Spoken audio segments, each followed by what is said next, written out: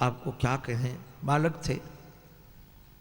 हमने कभी बचपन में करीब 12-13 साल की उम्र में ये रचना लिखी थी। कभी कभी गुनगुनाता हूँ। ध्रुव जी महाराज जब जा रहे थे तो रोने लगे। क्यों रोने लगे? क्योंकि डर रहे थे, और बालक को जब डर लगता है तो रोने लगता है। उसके डर की अभिव्यक्ति रुदन में होती है। तो जब रोते हुए जा रहे थे तो पीछे से नारद जी आ गए और नारद जी ने पूछ दिया, ऐ ध्रुव जाते हो कहां नयन बहाते नीर। अरे ध्रुव कहां जा रहे हो रोते हुए? ऐ ध्रुव जाते हो कहां नयन बहाते नीर। ध्रुव जी ने कहा, जिसको पाने के लिए मिलता मनुज शरीर।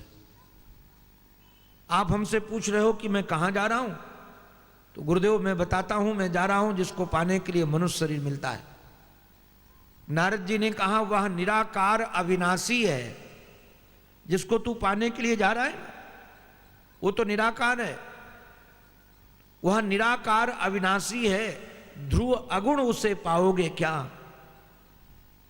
तुम्हारे में कोई गुण नहीं है, वो निराकार अविनाशी, तुम उन्हें क्या पा सकोगे?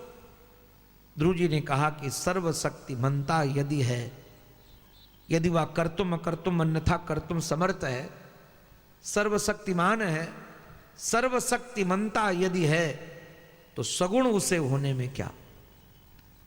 अगर वह सब कुछ बन सकता है तो सगुण क्यों नहीं हो सकता है? नारद जी मन मन मुस्कुराए कि लगन तो पक्की है, किंतु सोचने लगे कहीं ऐसा ना हो कि वहां महाराज याद आए मां की भाग आए।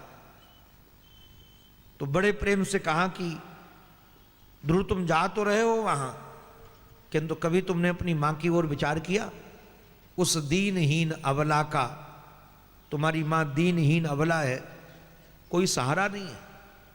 उस दीनहीन अबला का कोई सहारा नहीं है। ध्रुव जी महाराज ने कहा, सभी सहारे हैं उसके, क्या प्रभु किसी से न्यारा है?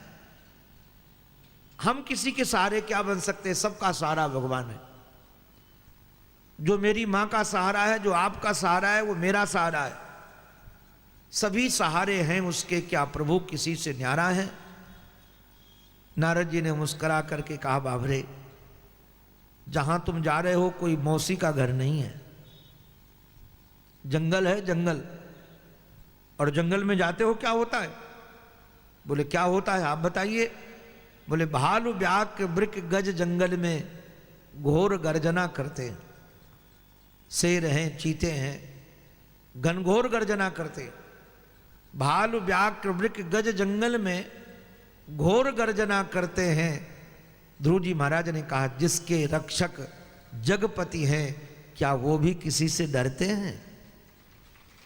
जिसकी रक्षा परमात्मा कर रहा हो उसको किसी से क्या डर होगा?